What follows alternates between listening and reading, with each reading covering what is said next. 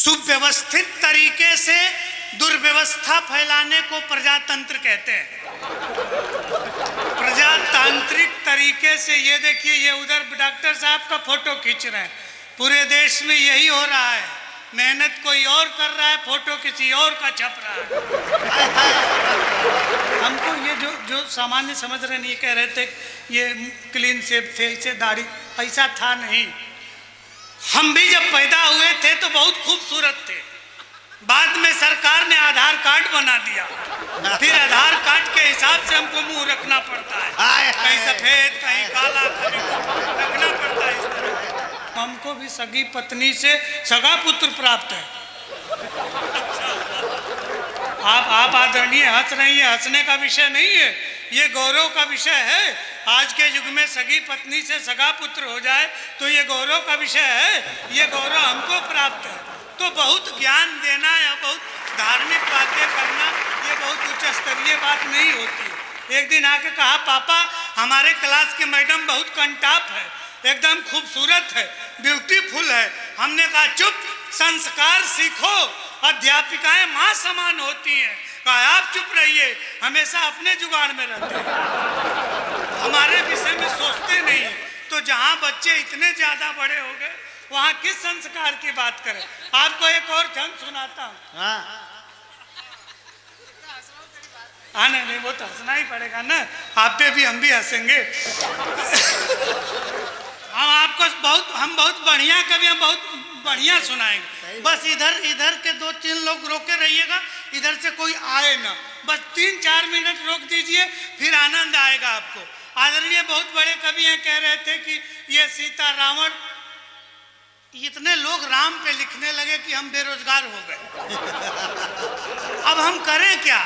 तो हम सोचे कि रावण पे लिखें, तो क्या रावण पे लिखें? रावण को मारने के लिए राम जी को फिर लाना पड़ेगा। राम जी को ये लोग पहले लिख दिए, तो हमने उपाय निकाली, रावण कैसे मरेगा। रावण आज होता तो अपने आप मर जाता, राम जी को कष्ट करने की जरूरत ही नहीं पड़ती।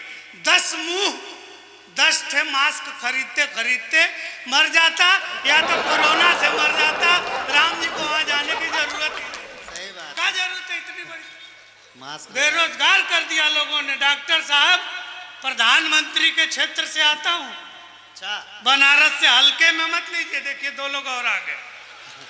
हमारी बग्गा साहब की उपस्थिति है। हमारी मजबूरी ये है कि मैं पंडित हूँ और 100% पंडित हूँ। आपको छूट है, आप कहीं भी जा सकते हैं। हम कह भी नहीं सकते किसी को कि आप बैठ जाइए। बैठाने का काम हमारे खानदान में गया जी ले जाके किया जाता है। हम एक बार जिसको ले जाके बैठा दिए, फिर उसको कोई उठा ही नहीं सकता। भगवान भी कोशिश करे तो वो उठ ही नहीं सकता, न उठाया जा सकता।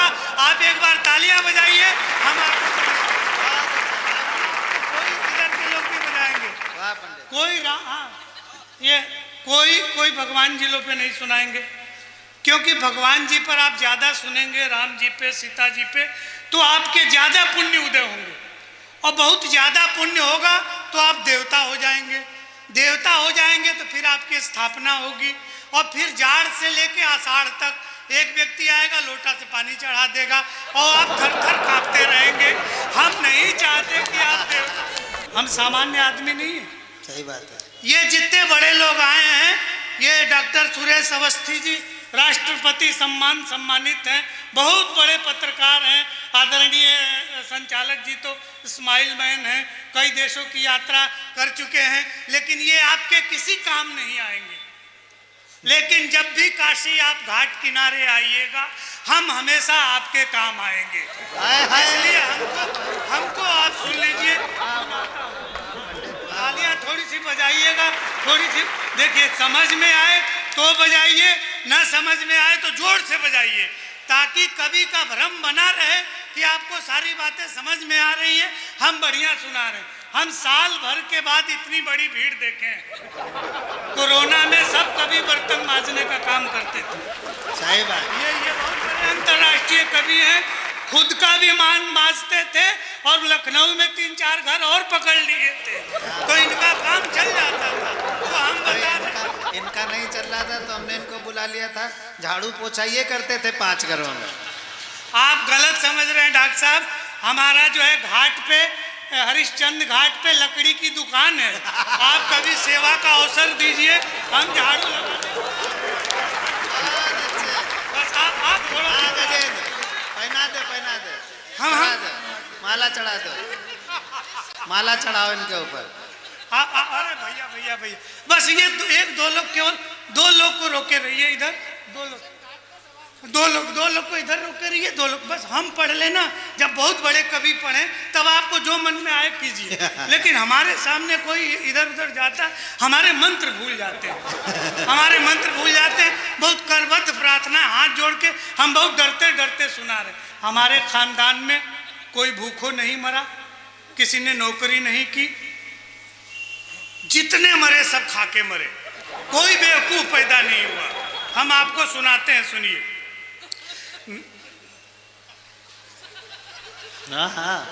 ये देखिए, ये मध्य प्रदेश से आयातित किए हुए यादव है। कुछ बोलने के पहले सारी बातें इनके समझ में आ रही है। इससे सिद्ध होता है कि यादव भी विद्वान होता है, लेकिन वो मध्य प्रदेश में पाया जाता है। कि मेरे खानदान के वयो बुजुर्ग दादा बोले, मेरे खानदान के वयो बुजुर्ग दादा बोले, प्रतिदिन गंगा में नहाना चाहता हूं मैं। कि मेरे खानदान के वयो बुजुर्ग दादा बोले, प्रतिदिन गंगा में नहाना चाहता हूं मैं। और बाकी बचे जीवन को भोले की शरण जाके राम राम जप के गंवाना चाहता हूं मैं। कि जैसे तैसे मेरी बीत गई है जवानी, आशाराम सा बुढ़ापा न बिताना चाहता हूं मैं। कि जैसे तैसे मेरी बीत गई है जवानी, आशाराम सा बुढ़ापा न बिताना चाहता हूं मैं। और मेरी अंतिम इच्छा है बस एक बार राधे माँ को गोद में उठाना चाहता हूं।